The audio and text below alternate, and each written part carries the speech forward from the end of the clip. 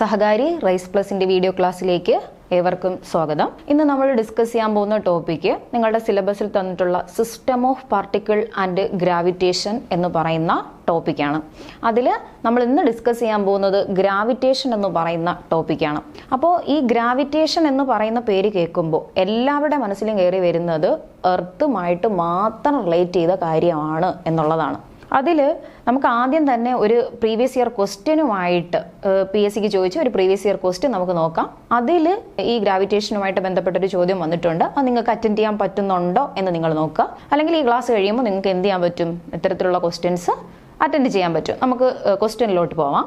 Which is the weakest force in nature? Previous year question ആണ്, PSCക്ക് ചോദിച്ച ഒരു പ്രീവിയസ് ഇയർ ക്വസ്റ്റ്യൻ ആണ്. Which is the weakest force in nature?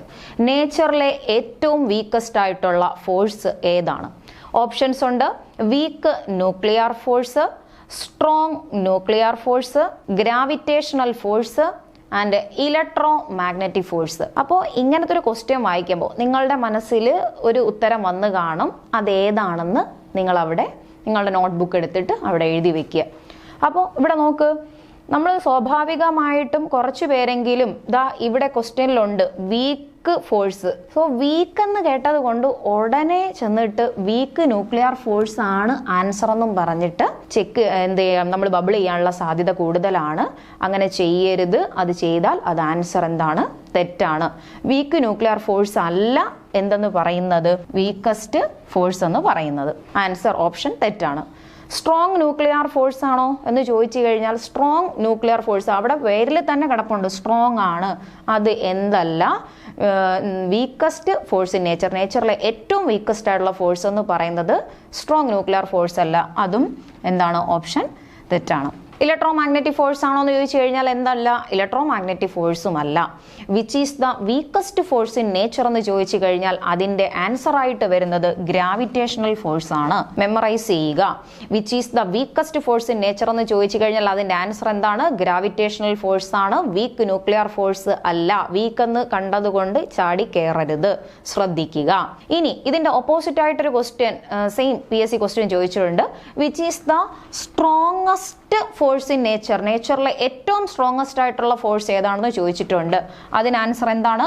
Strong nuclear force. Strong nuclear force is strongest force. Strongest force in nature, നേച്ചറിലെ ഏറ്റവും strongest ആയിട്ടുള്ള force ആണ്. So ഇത്തരത്തിലുള്ള ക്വസ്റ്റ്യൻസ് വന്നിട്ടുണ്ട്. ഇനിയും ധാരാളം ക്വസ്റ്റ്യൻസ് ഉണ്ട്. നമുക്ക് ക്ലാസ് കഴിഞ്ഞിട്ട് എന്ത് ചെയ്യാം, ഡിസ്കസ് ചെയ്യാം. അപ്പോൾ നമുക്ക് ക്ലാസ്സിലോട്ട് പോവാം. ഇവിടെ നമ്മൾ ആദ്യം ഡിസ്കസ് ചെയ്യാൻ പോകുന്നത് ന്യൂട്ടന്റെ യൂണിവേഴ്സൽ ലോ ഓഫ് ഗ്രാവിറ്റേഷൻ ആണ്. അപ്പോൾ ന്യൂട്ടൺ എന്ന് കേൾക്കുമ്പോൾ ന്യൂട്ടന്റെ 3 ചലന നിയമങ്ങൾ മനസ്സിലൂടെ കടന്നു പോകണം. അതായത് ഫസ്റ്റ് ലോ ഓഫ് മോഷൻ, 3 ചലന നിയമങ്ങൾ കടന്നു പോവുക. ന്യൂട്ടന്റെ 3 ചലന നിയമങ്ങൾ എന്ന് പറഞ്ഞു കഴിഞ്ഞാൽ ഇനർഷ്യ വരുന്നുണ്ട്, സെക്കൻഡ് ലോ എന്ന് പറയുന്നത് ഫോഴ്സിനെ ഇൻഡിക്കേറ്റ് ചെയ്യുന്നുണ്ട്, തേർഡ് ലോ എന്ന് പറയുന്നത് നമ്മുടെ എന്തിനെ ഇൻഡിക്കേറ്റ് ചെയ്യുന്നുണ്ട്, every action there is equal and opposite reaction. അങ്ങനെ ന്യൂട്ടനെ പറ്റിയുള്ള ചിന്തകളൊക്കെ നിങ്ങളുടെ മനസ്സിലൂടെ കടന്നു പോകണം. അങ്ങനെ റീകളക്ട് ചെയ്താൽ മാത്രമേ എന്ത് ചെയ്യാൻ പറ്റുള്ളൂ, PSC നമ്മൾ ആൻസർ ചെയ്യുമ്പോൾ ഒരു വാക്ക് കേൾക്കുമ്പോൾ അത്രയും കാര്യങ്ങൾ റീകളക്ട് ചെയ്താൽ നമുക്ക് എന്ത് ചെയ്യാൻ പറ്റും, PSC എക്സാംസ് കുറച്ചും കൂടെ ലളിതകരമായിട്ട് പോകുന്നുള്ളതാണ്. അപ്പോൾ നമുക്ക് ഈ ന്യൂട്ടന്റെ ഈ ചിത്രത്തിൽ തന്നെ കാണിച്ചിട്ടുണ്ട്, ഒരു പ്രിസം പിടിച്ചുകൊണ്ട് നിൽക്കുന്നുണ്ട്. ഈ ചിത്രത്തിൽ നിന്ന് നിങ്ങൾക്ക് കുറേ കോൺസെപ്റ്റ് കിട്ടും. ഇവിടെ കാണിച്ചിരിക്കുന്നത് എന്താണ്, ഇദ്ദേഹം ലൈറ്റുമായിട്ട് ഉള്ള കുറേ കണ്ടെത്തലുകൾ ഇദ്ദേഹം നടത്തിയിട്ടുണ്ട്. പ്രപഞ്ചവുമായിട്ട് യൂണിവേഴ്സുമായിട്ട് ബന്ധപ്പെട്ട കുറേ കണ്ടെത്തലുകൾ നടത്തിയിട്ടുണ്ട് എന്നുള്ളതാണ്. നമുക്ക് നമ്മുടെ ടോപ്പിക്കിലോട്ട് പോവാം. Newton's universal law of gravitation. Newton പറഞ്ഞു യൂണിവേഴ്സൽ ലോ ഓഫ് ഗ്രാവിറ്റേഷൻ, ഗ്രാവിറ്റേഷന്റെ യൂണിവേഴ്സൽ നിയമം. നോക്ക്, according to Newton's law of gravitation, ന്യൂട്ടന്റെ ഗ്രാവിറ്റേഷൻ നിയമപ്രകാരം എവരി ബോഡി ഇൻ ദ യൂണിവേഴ്സിലെ, ശ്രദ്ധിക്കുക, ഭൂമിക്കുള്ളിൽ മാത്രം നിൽക്കുന്നതല്ല ഗ്രാവിറ്റേഷണൽ ഫോഴ്സ്. എല്ലാവർക്കും ഒരു തെറ്റായ ധാരണയുണ്ട്. ഭൂമിക്കുള്ളിൽ മാത്രം ഒതുങ്ങി നിൽക്കുന്ന ഫോഴ്സ് ആണ് ഗ്രാവിറ്റേഷണൽ ഫോഴ്സ് എന്ന് പറയുന്നത് തെറ്റാണ്. ഭൂമിയും സൂര്യനും തമ്മിൽ ഗ്രാവിറ്റേഷണൽ ഫോഴ്സ് ഉണ്ട്. ഭൂമിയും പ്ലാനറ്റുകളും തമ്മിൽ ഗ്രാവിറ്റേഷണൽ ഫോഴ്സ് ഉണ്ട്. ഭൂമിയെ ചുറ്റി സഞ്ചരിക്കുന്ന സാറ്റലൈറ്റുകൾ തമ്മിൽ എന്തുണ്ട്, ഗ്രാവിറ്റേഷണൽ ഫോഴ്സ് ഉണ്ട്. ശ്രദ്ധിക്കണം. അതാണ് ഇവിടെ യൂണിവേഴ്സ് എന്ന് ടേം ന്യൂട്ടൺ എന്ത് ചെയ്തത്, ഇൻട്രൊഡ്യൂസ് ചെയ്തത്. According two newton law of gravitation every body in the universe attract every other body with a force. അതായത് എന്താണ്, നമ്മുടെ യൂണിവേഴ്സിലെ ഏത് രണ്ട് ഒബ്ജക്റ്റ് എടുത്തു കഴിഞ്ഞാലും ആ ഒബ്ജക്റ്റുകൾക്കിടയിൽ ഒരു ഗ്രാവിറ്റേഷണൽ ഫോഴ്സ് ഉണ്ട്. ദാറ്റ് ഫോഴ്സ്, ആ ഫോഴ്സ് എന്തിന് പ്രൊപ്പോർഷണലായിരിക്കും, directly proportional to the product of their masses. മാസുകളുടെ ഗുണനഫലത്തിന് നേരനുപാതത്തിലായിരിക്കും, ഡയറക്ട്ലി പ്രൊപ്പോർഷണൽ ആയിരിക്കും. അതുപോലെ എന്ത് പറയുന്നുണ്ട്, and inversely proportional to the square of the distance between them. അവർ തമ്മിലുള്ള ഡിസ്റ്റൻസിന്റെ വിപരീത അനുപാതത്തിലായിരിക്കും എന്നാണ് ആര് പറഞ്ഞത്, യൂണിവേഴ്സൽ ലോ ഓഫ് ഗ്രാവിറ്റേഷൻ പറയുന്നത്. നമുക്കൊന്ന് ചെക്ക് ചെയ്ത് നോക്കാം. ദാ ഇവിടെ ശ്രദ്ധിക്ക്, രണ്ട് ഒബ്ജക്റ്റ് എടുത്തിട്ടുണ്ട്. യൂണിവേഴ്സിലെ ഏതെങ്കിലും രണ്ട് ഒബ്ജക്റ്റ് എടുത്തെന്ന് വിചാരിച്ചോ. ഇവിടെ ഞാൻ ഒരുത്തനെ എടുക്കുകയാണ്, അവന്റെ പേര് എനിക്കിഷ്ടം ലുട്ടാപ്പിയാണ്. സോ അവനെ ഞാൻ എന്ത് ചെയ്തു, എടുത്തു. ഇവിടെ ലുട്ടാപ്പിയെ എടുത്തു, പ്രശ്നം ഇല്ലാലോ. നിങ്ങൾക്ക് ഇഷ്ടമുള്ളവരുടെ പേരെടുക്കാം, അപ്പൂനും എടുക്കാം, രാമുനും എടുക്കാം, ആരെ വേണോ എടുക്കാം. അല്ലെങ്കിൽ ചക്ക എടുക്കാം, മാങ്ങ എടുക്കാം, എന്തു വേണോ എടുക്കാം. യൂണിവേഴ്സിലെ ഏത് ഒബ്ജക്റ്റ് എടുക്കണം, ഒരേ ഒരു കണ്ടീഷൻ മാത്രമേ ഉള്ളൂ, അവന് മാസ് ഉണ്ടായിരിക്കണം. മാസ് ഉള്ള ഏത് ഒബ്ജക്റ്റ് വേണോ എന്ത് ചെയ്യാം, നിങ്ങൾക്കിവിടെ പരിഗണിക്കാം. സോ ഞാൻ ഒരുത്തനെ എടുത്തു, ലുട്ടാപ്പി. ലുട്ടാപ്പി ആരുമായിട്ടാണ് എപ്പോഴും യുദ്ധം, മായാവിയുമായിട്ട്. അപ്പം നമുക്ക് എന്ത് ചെയ്യാം, മായാവി എടുക്കാം. അപ്പോൾ ലുട്ടാപ്പി എടുത്തു, മായാവി എടുത്തു. മായാവി കയ്യിലെന്നൊന്നും ചോദിക്കരുത്, കയ്യൊക്കെ ഉണ്ട്. അപ്പോൾ നമ്മൾ എന്ത് ചെയ്തിട്ടുണ്ട്, ലുട്ടാപ്പി എടുത്തു. ദെൻ അടുത്ത പിന്നെ ആരെ എടുക്കുകയാണ്, മായാവി എടുക്കുകയാണ്. സോ യവന്റെ മാസ് ഞാൻ എന്തെന്ന് കൊടുത്തു, M1 എന്ന് കൊടുത്തു. യവന്റെ മാസ് ഞാൻ എന്തെന്ന് കൊടുത്തടാ, M2 എന്ന് കൊടുത്തു. ഒരുത്തന്റെ മാസ് M1 എന്ന് എടുത്തു, മറ്റവന്റെ മാസ് ഞാൻ എന്തെന്ന് എടുക്കുകയാണ്, M2 എന്ന് എടുക്കുകയാണ്. ദെൻ ഇവര് തമ്മിൽ ഒരു സെപ്പറേഷൻ ഉണ്ട്. ഇവർ തമ്മിൽ അടുത്ത് പോയി ഇരിക്കുമോ, ഒരിക്കലും ഇല്ല. ഇവർ തമ്മിൽ എന്ത് ചെയ്യും, ഒരു പർട്ടിക്കുലർ അകലത്തിലേ ഇരിക്കുള്ളൂ. അപ്പോൾ ആ അകലം ഞാൻ എന്തെന്ന് എടുക്കുകയാണ്, 6 എന്ന് എടുക്കുകയാണ്. PSCക്ക് ക്വസ്റ്റ്യൻ വരാം, 6ന് പകരം ഡിസ്റ്റൻസ് എന്ന് പറയുന്നത് ക്വസ്റ്റ്യൻ പേപ്പറിൽ ചിലപ്പോൾ D ആയിരിക്കും. ഓപ്ഷൻ അവിടെ ഇല്ല, ക്വസ്റ്റ്യൻ തെറ്റാണെന്ന് പറഞ്ഞ് ഇറങ്ങി ഓടിക്കളയരുത്. D വരാം, X വരാം, ഏത് വേരിയബിൾ വേണോ നമുക്ക് എന്ത് ചെയ്യാം, കൊടുക്കാം. അപ്പോൾ ഇവിടെ ശ്രദ്ധിക്കുക, യവന്മാർ തമ്മിൽ എന്തുണ്ടോ, ആകർഷണ ബലമുണ്ട്, അല്ലെങ്കിൽ ഗ്രാവിറ്റേഷണൽ ഫോഴ്സ് ഉണ്ട്. സോ ആ ഗ്രാവിറ്റേഷണൽ ഫോഴ്സ് എന്ന് പറയുന്നത് is directly proportional to product of their masses. Newton പറഞ്ഞത് അങ്ങനെയല്ലേ, പ്രോഡക്റ്റ് ഓഫ് ദെയർ മാസസ്. എവന്റെ മാസിന്റെയും ഗുണനഫലത്തിന് നേരനുപാതത്തിലാണ്, അവരുടെ പ്രോഡക്റ്റിന് നേരനുപാതത്തിലാണ്. സോ പ്രോഡക്റ്റ് ശ്രദ്ധിക്കുക, എന്താ ഡയറക്ട്ലി പ്രൊപ്പോർഷണൽ കൊണ്ട് ഉദ്ദേശിക്കുന്നത്, ഒരുത്തന്റെ മാസ് കൂടിയാൽ എന്ത് ചെയ്യും, ഫോഴ്സ് കൂടും.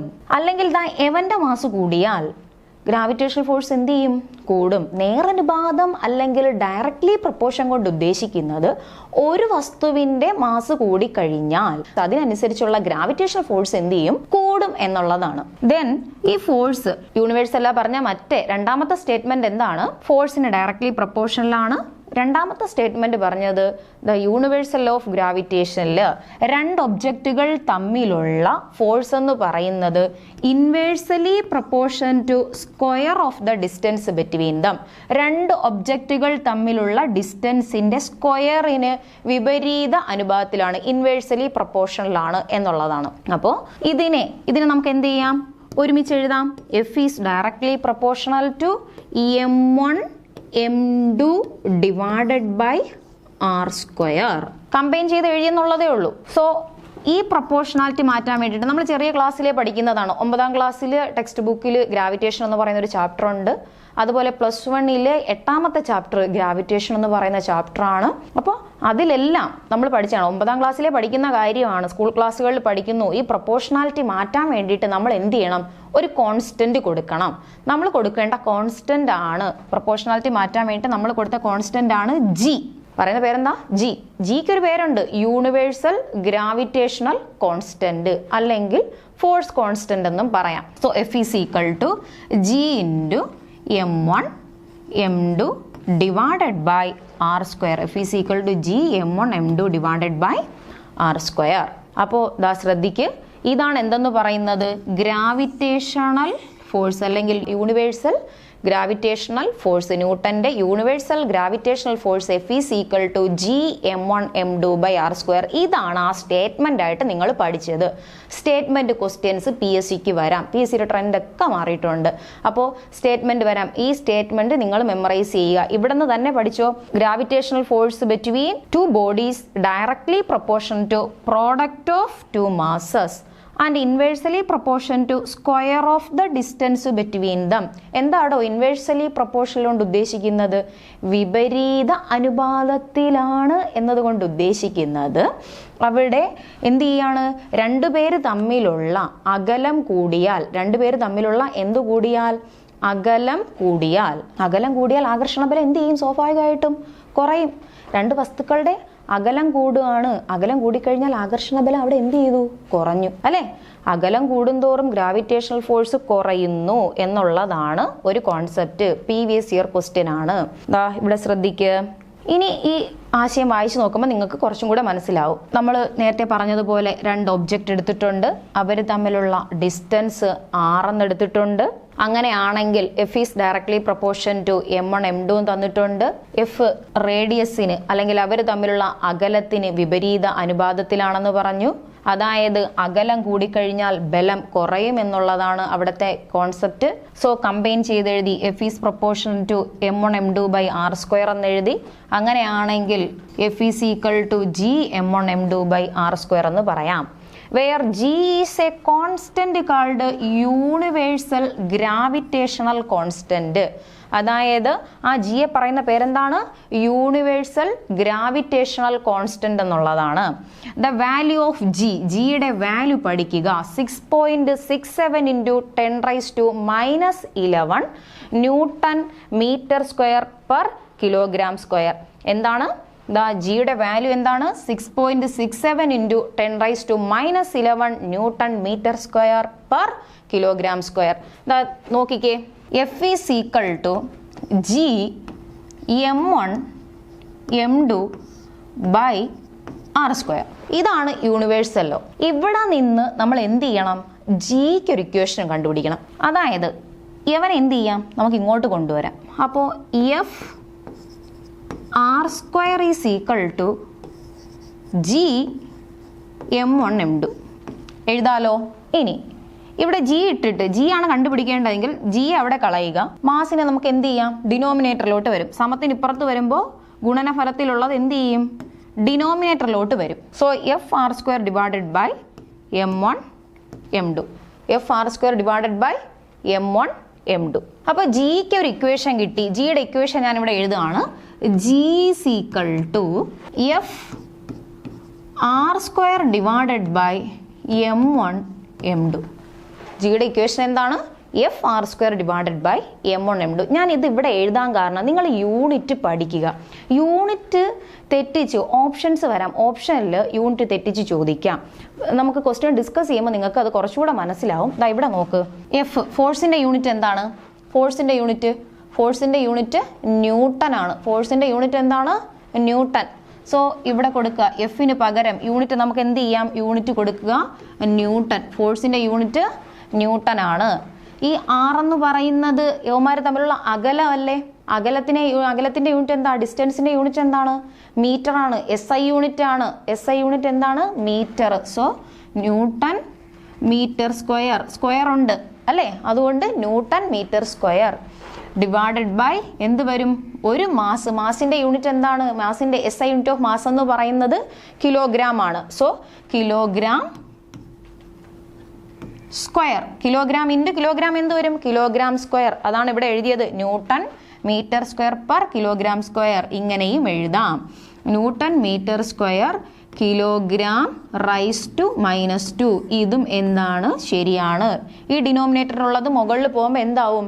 Kilogram rice to -2. യൂണിറ്റ് പഠിക്കണം. ഇത് പ്രീവിയസ് ചോദിച്ചിട്ടുണ്ട്. ഇത് ചോദിക്കും. ഇമ്പോർട്ടൻ്റ് ആണ്. Gravitation, universal gravitational constant. ജിയെ പറയുന്ന പേരെന്താണ്? Universal gravitational constant. Value 6.67 × 10⁻⁻11 newton metre square per kilogram square. ഇവിടെ ശ്രദ്ധിക്കുക. നമ്മുടെ ജിയുടെ വാല്യൂ നമ്മൾ എഴുതി. R square divided by m1 m2. F R square divided by m1 m2. അതാണ് നമ്മൾ എന്തെന്ന് പറയുന്നത്, ജി എന്ന് പറയുന്നത്. ജിയുടെ വാല്യൂ നമ്മൾ ഇവിടെ എഴുതി വെച്ചിട്ടുണ്ട്. എന്താണ്? 6.67 into 10⁻⁻11 newton metre square kilogram ⁻². ഇനി ഇവിടെ പി എസ് സിക്ക് ഒരു ട്രെൻഡായിട്ട് വേണമെങ്കിൽ നമുക്ക് യൂണിറ്റ് മാറ്റി ചോദിക്കാം. ഓപ്ഷനിൽ ഇവിടെ ശ്രദ്ധിക്കുക. ഒന്നാമത്തെ ഓപ്ഷൻ നിങ്ങൾക്ക് തന്നിരിക്കുന്നത് 6.67 ഇൻറ്റു 10⁻11 എന്നിട്ട് തന്നു ന്യൂട്ടൺ മീറ്റർ സ്ക്വയർ കിലോഗ്രാം ⁻². ഇത് നിങ്ങളുടെ ഒരു ഓപ്ഷൻ വന്നു. രണ്ടാമത്തെ ഓപ്ഷനായിട്ട് വരാം 6.67 തന്നെ തരാം ഇൻറ്റു 10⁻⁸ ന്യൂട്ടന് പകരം അവർ ചിലപ്പോൾ അവിടെ തന്നേക്കും ഡൈൻ, മീറ്ററിന് പകരം സെൻറ്റിമീറ്റർ സ്ക്വയർ, കിലോഗ്രാമിന് പകരം ഗ്രാം ⁻². ഇങ്ങനെ തരാം. എങ്ങനെ തരാം? ബി ഓപ്ഷൻ എന്താണ്? 6.67 into 10⁻⁸ dyne centimetre square gram ⁻² തരാം. അടുത്ത option C option 6.6 into 10⁻⁹ newton metre square kilogram square എന്ന് തരാം. മൈനസ് അവോയ്ഡ് ചെയ്ത് തരാം. യൂണിറ്റിൽ വ്യത്യാസപ്പെടുത്തി അവർ തരാം. ഇതിൽ എന്നിട്ട് D option none of these, ഇതൊന്നുമല്ല ആൻസർ എന്ന് പറയാം. എന്നിട്ട് ചോദ്യം വരാം, 1ഉം 2ഉം ശരിയാണ്. ഇപ്പോഴത്തെ ട്രെൻഡ് അങ്ങനെയാണല്ലോ, 1ഉം 2ഉം ശരി, 2 only, 1 only, അങ്ങനെ വരാം. ഒരെണ്ണം മാത്രം ശരി, 2 എണ്ണം ശരി. ഇങ്ങനെ വന്നു കഴിഞ്ഞാൽ നിങ്ങൾ നോക്കുമ്പോൾ നിങ്ങൾ പഠിച്ച് വെച്ചേക്കുന്ന എന്താണ്? ഇതാണ് നിങ്ങൾ പഠിച്ചു വെച്ചിരിക്കുന്നത്. 6.67 into 10⁻⁻11 newton metre square per kilogram ⁻² എന്ന് പറയുന്ന ഒരു ആൻസർ മാത്രമേ നിങ്ങൾ പഠിച്ചിട്ട് പോയിട്ടുള്ളൂ. നിങ്ങൾക്ക് CGS യൂണിറ്റ് എന്ന് പറയുന്ന ഒരു കോൺസെപ്റ്റ് അറിഞ്ഞൂടാ എങ്കിൽ നിങ്ങൾ കറക്റ്റായിട്ട് ഒന്ന് മാത്രമേ ശരിയുള്ളൂ എന്ന് വെച്ച് നിങ്ങൾ എന്ത് ചെയ്യും? അത് ടിക്ക് ചെയ്തിട്ട് വരും. അവിടെയാണ് PSCയുടെ തന്ത്രം ഇരിക്കുന്നത്. അവിടെ നിങ്ങൾ എന്ത് ചെയ്യരുത്? ഇതാണ് അവിടുത്തെ ശരിയായ ആൻസർ എന്ന് നിങ്ങൾ തെറ്റിദ്ധരിക്കരുത്. എന്താണ് അവിടെ? ഈ ഒരു ആൻസറും അവിടെ എന്താണ്? ശരിയാണ്. ഓപ്ഷൻ എന്താണ്? ഇതാണ് അവിടുത്തെ ഓപ്ഷനായിട്ട് വരുന്നത്. മനസ്സിലായോ? കാരണം ജിക്ക് ഉള്ള അനദർ യൂണിറ്റ് എന്ത് യൂണിറ്റാണ്? In CGS. എന്ത് യൂണിറ്റാണ്? CGS unit. യൂണിറ്റ് തന്നെ പലതരത്തിലുണ്ട്. MKS യൂണിറ്റ് ഉണ്ട്, FKS യൂണിറ്റ് ഉണ്ട്, CGS യൂണിറ്റ് ഉണ്ട്. നമ്മളെല്ലാവരും ഉപയോഗിക്കുന്ന യൂണിറ്റ് SI യൂണിറ്റ് എന്ന് പറയുന്ന ഒരു കോൺസെപ്റ്റാണ്. SI യൂണിറ്റ് ലോകമെമ്പാടും സിസ്റ്റം ഇന്റർനാഷണൽ യൂണിറ്റ്. SIയുടെ ഫുൾ ഫോം എന്താണ്? സിസ്റ്റം ഇന്റർനാഷണൽ എന്നുള്ളതാണ്. ഇവിടെ നോക്ക്, CGS യൂണിറ്റ് പഠിക്കണം. ജിയുടെ CGS യൂണിറ്റ് എന്ന് പറയുന്നത് ഫോഴ്സ്. ന്യൂട്ടൺ എന്തിൻ്റെ യൂണിറ്റ് ആണെന്ന് പറഞ്ഞു? ഫോഴ്സിൻ്റെ യൂണിറ്റ് ആണ് ന്യൂട്ടൺ എന്ന് പറയുന്നത്. അപ്പോൾ ഫോഴ്സിൻ്റെ യൂണിറ്റ് ന്യൂട്ടൺ ആണ് എങ്കിൽ അതിനു പകരം നമ്മൾ വരുന്ന വാക്ക് ഏതാണ്? ന്യൂട്ടന് തുല്യമായ CGS യൂണിറ്റ് എന്ന് പറയുന്നത് ഡൈൻ ആണ്. എന്താണ്? ഡൈൻ. അത് പ്രീവിയസ് ഇയർ ക്വസ്റ്റ്യൻ ആണ്. CGS unit of force is dash. ഫോഴ്സിൻ്റെ CGS യൂണിറ്റ് എന്താണ്? എന്താണ്? ഡൈൻ. അറിഞ്ഞൂടാത്തവർ എഴുതി വെച്ച് പഠിക്കുക. ഫോഴ്സിൻ്റെ CGS യൂണിറ്റ് എന്താണ്? ഡൈൻ ആണ്. Dyne, DYNE, dyne. ഇവിടെ മീറ്റർ എന്നുള്ളത് ഡിസ്റ്റൻസ് അല്ലേ? മീറ്ററിന് പകരം CGSൽ എന്ത് വരും? സെന്റിമീറ്റർ. CGSന്റെ ഫുൾ ഫോം തന്നെ C for centimetre, G for gram, S for second എന്നുള്ളതാണ്. അപ്പോൾ ഡൈൻ സെന്റിമീറ്റർ സ്ക്വയർ കിലോഗ്രാമിന് പകരം എന്ത് വരും? ഗ്രാം എന്ന് വരും. ഗ്രാം ⁻². ഇതും എന്തിൻ്റെ യൂണിറ്റ് ആണ്? നമ്മുടെ ജിയുടെ യൂണിറ്റ് ആണ്. അപ്പോൾ അത് ശ്രദ്ധിക്കണം. അപ്പോൾ ഈ യൂണിറ്റിൽ വരുമ്പോൾ വാല്യൂവിന് വേരിയേഷൻ വരും. വാല്യൂ ചേഞ്ച് ചെയ്യും. എങ്ങനെ ചേഞ്ച് ചെയ്യും? നോക്കിക്കോ, ജിയുടെ വാല്യൂ ഇങ്ങനെ മാറും. G = 6.67 തന്നെ, അവന് മാറ്റമില്ല. പക്ഷേ ഇവിടെ മീറ്റർ എന്നുള്ളത് ഇവിടെ സെന്റിമീറ്റർ ആയി. സോ പവറിന് വേരിയേഷൻ വരും. 10⁻⁻8 ആവും. -8 dyne centimetre square gram raise to -2. ഇതും എന്താണ് നിങ്ങൾ പഠിക്കേണ്ടതാണ്. ഈ 2 യൂണിറ്റും പഠിക്കണം. എന്നാൽ മാത്രമേ PSCയിലെ ഇപ്പോൾ മാറി വരുന്ന ട്രെൻഡ് അനുസരിച്ച് നിങ്ങൾക്ക് എന്ത് ചെയ്യാൻ പറ്റുള്ളൂ, ആൻസർ ചെയ്യാനായിട്ട് പറ്റത്തുള്ളൂ. ഇത് SI യൂണിറ്റ് ആണ്. ഈ ഒരു ഓപ്ഷൻ അവിടെ ഉണ്ട് എങ്കിൽ ഇതും നിങ്ങൾ എന്ത് ചെയ്യണം, ബബിൾ ചെയ്യണം. 1ഉം 2ഉം അവിടെ ശരിയാണ്. ഇത് മാത്രം പഠിച്ചിട്ട് പോയ ഒരു കുട്ടിയാണെങ്കിൽ എന്ത് ചെയ്യുള്ളൂ, ഇത് മാത്രമേ ആൻസർ ശരിയായിട്ട് വരൂ. പക്ഷെ എന്ത് ചെയ്യണം, ഇതും കൂടെ നിങ്ങൾ അഡ്വാൻസ് ആയിട്ട് പഠിച്ചിട്ടുണ്ട് എങ്കിൽ നിങ്ങൾക്ക് എന്ത് ചെയ്യാൻ പറ്റും, ഈ ഓപ്ഷനിൽ പോവും, നിങ്ങൾക്ക് നിങ്ങളുടെ കറക്റ്റ് ആയിട്ടുള്ള മാർക്ക് അവിടെ സ്കോർ ചെയ്യാൻ പറ്റും. അതുകൊണ്ട് ശ്രദ്ധിച്ച് പഠിക്കുക. ഈ ചാപ്റ്റർ പഠിക്കുമ്പോൾ ഓരോ കോൺസെപ്റ്റും വ്യക്തമായിട്ട് പഠിച്ചു പോവുക. +1 ടെക്സ്റ്റ് ബുക്കിൽ ഇതെല്ലാം വ്യക്തമായിട്ട് വെച്ചിട്ടുണ്ട്. അതിനനുസരിച്ചുള്ള ക്ലാസ്സുമാണ് നമ്മളിപ്പോൾ എടുത്തു പോകുന്നത്. ദാ ഇവിടെ നോക്ക്. അപ്പോൾ നമ്മൾ പറഞ്ഞുകൊണ്ടിരുന്നത് വാല്യൂ ഓഫ് ജിയുടെ വാല്യൂ എന്ന് പറയുന്നത് 6.67 × 10⁻11 newton metre square per kilogram square ആണ്. ദെൻ അവിടെ വേണമെങ്കിൽ മറ്റേ വാല്യൂയും കൂടെ ഞാൻ നോട്ട് ചെയ്യാം. 6.67 × 10⁻8 9 centimetre square gram raise to -2. ഇതും നിങ്ങൾ എന്ത് ചെയ്യുക, നോട്ട് ചെയ്ത് പഠിക്കുക. അത് CGS unit previous year question discuss ചെയ്യും. അപ്പോൾ നമുക്ക് എന്ത് ചെയ്യാം, അതിലും ഇതൊക്കെ എന്ത് ചെയ്തിട്ടുണ്ട്, ഇൻക്ലൂഡ് ചെയ്തിട്ടുണ്ട്. ഇനി അടുത്ത നമുക്ക് നോക്കാനുള്ളത് ഡയമെൻഷണൽ ഫോർമുല ഫോർ G. ഇപ്പോൾ സ്ഥിരം PSC ക്വസ്റ്റ്യനിൽ ഒരു ഡയമെൻഷണൽ ഫോർമുല എഴുതാനായിട്ട് ചോദിക്കുന്നുണ്ട്. ഡയമെൻഷണൽ ഫോർമുല എങ്ങനെ കണ്ടെത്താം എന്നുള്ളത് നമുക്ക് എന്ത് ചെയ്യാം, നോക്കാം. ഡയമെൻഷണൽ ഫോർമുല ഫോർ ജിയുടെ ഡയമെൻഷണൽ ഫോർമുല കണ്ടെത്താനായിട്ട് പോവുകയാണ്. ഇവിടെ തന്നെ നമുക്ക് കണ്ടെത്താം. ശ്രദ്ധിക്കാം. ഡയമെൻഷണൽ ഫോർമുല എന്ന് പറയുമ്പോൾ ആദ്യം നിങ്ങൾ മനസ്സിലൂടെ കടന്നു പോകേണ്ടത് ലെങ്ത് എന്ന് പറയുന്ന ഡയമെൻഷൻ. ലെങ്ത് എന്ന് പറഞ്ഞു കഴിഞ്ഞാൽ അറിയാലോ, ലെങ്ത് നമ്മൾ അളക്കുന്ന നമ്മുടെ ദൂരം. ആ ലെങ്തിന്റെ ഡയമെൻഷണൽ ഫോർമുല L ആണ്. മാസിന്റെ ഡയമെൻഷണൽ ഫോർമുല എന്താണ്, M ആണ്. ടൈമിന്റെ ഡയമെൻഷണൽ ഫോർമുല T ആണ്. ഡയമെൻഷനിൽ ലെങ്തിനെ ഡിനോട്ട് ചെയ്യുന്നത് L എന്ന് പറയുന്ന ലെറ്റർ വെച്ചിട്ടും മാസിനെ ഡിനോട്ട് ചെയ്യുന്നത് M എന്ന് പറയുന്ന ലെറ്റർ വെച്ചിട്ടും ടൈമിനെ ഡിനോട്ട് ചെയ്യുന്നത് T എന്ന് പറയുന്ന ലെറ്റർ വെച്ചിട്ടുമാണ്. ഈ കാര്യം നന്നായിട്ട് ശ്രദ്ധിക്കണം. ലെങ്ത്, മാസ്, ടൈം ഇത് വെച്ചിട്ടാണ് ഡയമെൻഷണൽ ഫോർമുല ഏത് ഇക്വേഷൻ്റെയും വരാം. ഇപ്പോൾ ജിയുടെ തന്നേ ഉള്ളൂ, ഫോഴ്സ് മാത്രമായിട്ട് ചോദിക്കാം. ഇനി നമ്മൾ അങ്ങോട്ട് കുറേ കാര്യങ്ങൾ വെലോസിറ്റിയുടെ പഠിക്കുന്നുണ്ട്. ഇതെല്ലാത്തിനും എന്ത് ചോദിക്കുന്നുണ്ട്, ഡയമെൻഷണൽ ഫോർമുല പ്രത്യേകിച്ച് പരീക്ഷയ്ക്ക് ഇപ്പോൾ ചോദിക്കുന്നുണ്ട്, പഠിക്കുക. ഇതും എന്താണ് ശ്രദ്ധിച്ച് പഠിക്കേണ്ട കാര്യമാണ്, ഇമ്പോർട്ടൻ്റ് ആണ്. ശ്രദ്ധിക്കുക. ഇതെങ്ങനെ വരുമെന്ന് നോക്കിക്കോ. ഇവിടെ ജിയുടെ ഇക്വേഷൻ നമ്മൾ എഴുതി വെച്ചിട്ടുണ്ട്. ജിയുടെ ഇക്വേഷൻ എന്ത് എഴുതിയിട്ടുണ്ട്, FR² / M1 M2 എന്നുള്ളതാണ് ജിയുടെ ഇക്വേഷനായിട്ട് നമ്മൾ എഴുതി വെച്ചിട്ടുള്ളത്. ഇവിടെ എഴുതി വെച്ചിട്ടുണ്ട് G = എന്താണ്, FR² / M1 M2. ഇവിടെ ഡയമെൻഷണൽ ഫോർമുല കണ്ടെത്തുമ്പോൾ ആദ്യം ഫോഴ്സിന്റെ ഡയമെൻഷണൽ ഫോർമുല നിങ്ങൾക്ക് അറിയണം. എന്താ ഫോഴ്സിന്റെ ഡയമെൻഷണൽ ഫോർമുല? നമ്മൾ എല്ലാവരും പഠിച്ചിട്ടുണ്ട്. ഫോഴ്സിന്റെ ഡയമെൻഷണൽ ഫോർമുല എന്ന് പറയുന്നത് MLT⁻² ആണ്. അതെവിടെ നിന്ന് കിട്ടി? അറിയാത്തവരും ഉണ്ട്. ശ്രദ്ധിച്ചോ. ഇവിടെ നോക്ക്. വെലോസിറ്റി തൊട്ട് തുടങ്ങാം. വെലോസിറ്റി കണ്ടുപിടിക്കാനുള്ള ഇക്വേഷൻ എന്താണ്? വെലോസിറ്റി = ഡിസ്പ്ലേസ്മെന്റ് ബൈ ടൈം അല്ലേ? Displacement by time, displacement divided by time. ഇതാണ് വെലോസിറ്റിയുടെ ഇക്വേഷൻ. അപ്പോൾ ഡിസ്പ്ലേസ്മെന്റ് എന്ന് പറയുന്നത് ഒരു ലെങ്ത് അല്ലേ?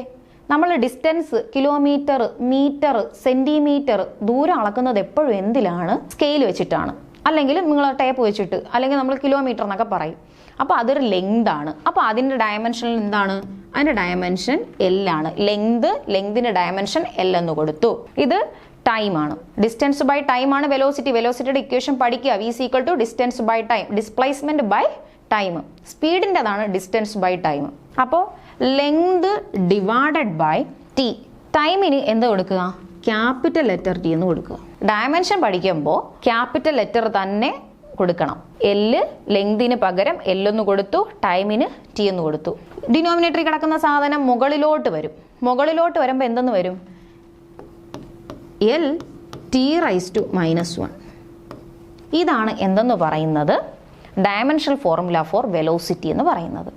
LT⁻⁻1 സിമ്പിൾ ആണ്. ഇനി നമുക്ക് നോക്കാനുള്ളത് ഈ ഡയമെൻഷണൽ ഫോർമുല എപ്പോഴും നമ്മൾ എന്ത് ചെയ്യണം? ക്ലോസ്ഡ് ബ്രാക്കറ്റ് വെച്ചിട്ട് വേണം സൂചിപ്പിക്കാനായിട്ട്. ഇനി ഫോഴ്സിന്റെ ഡയമെൻഷൻ ആണ് നമ്മൾ കണ്ടെത്തേണ്ടത്. ഫോഴ്സിന്റെ ഡയമെൻഷൻ അറിയണമെങ്കിൽ ഫോഴ്സിന്റെ ഇക്വേഷൻ നിങ്ങൾക്ക് അറിയണം. ഫോഴ്സിന്റെ ഇക്വേഷൻ എന്താണ്? ഫോഴ്സ് F = എന്താ ഇക്വേഷൻ? MA. ഫോഴ്സിന്റെ ഇക്വേഷൻ എന്താണ്? എം എ ആണ്. മാസ് ഇൻറ്റു ആക്സിലറേഷൻ ആണ് ഫോഴ്സ് എന്ന് പറയുന്നത്. എഫ് ഈസ് ഈക്വൽ ടു എന്താണ്? M A. അപ്പോൾ ഇവിടെ മാസ് വേണം, ആക്സിലറേഷൻ വേണം. ഇനി ആക്സിലറേഷൻ ഇവിടെ നിന്ന് കണ്ടെത്താലോ. ഇത് വെലോസിറ്റിയുടേതാണ്. ഓക്കെ, ആക്സിലറേഷൻ്റെ കണ്ടെത്താം. Acceleration A is equal to എന്താ ഇക്വേഷൻ? വെലോസിറ്റി ബൈ ടൈം അല്ലേ ആക്സിലറേഷൻ എന്ന് പറയുന്നത്? വെലോസിറ്റി ബൈ ടൈം ആണ് ആക്സിലറേഷൻ. സോ അങ്ങനെയെങ്കിൽ വെലോസിറ്റിയുടെ ഡയമെൻഷൻ നമുക്കിവിടെ ഉണ്ട്, എൽ ടി റൈസ് ടു -1. ഇത് ടൈമാണ്, ബൈ ടൈം. മനസ്സിലായോ? വെലോസിറ്റി എന്ന് പറയുന്ന ഓൾറെഡി നമ്മൾ കണ്ടുപിടിച്ച് വെച്ചിട്ടുണ്ട്, L T raise to -1. Acceleration എന്ത് ചെയ്യണം? വെലോസിറ്റിയെ ടൈം കൊണ്ട് ഡിവൈഡ് ചെയ്യുകയാണ് ആക്സിലറേഷൻ കൊണ്ട് ഉദ്ദേശിക്കുന്നത്.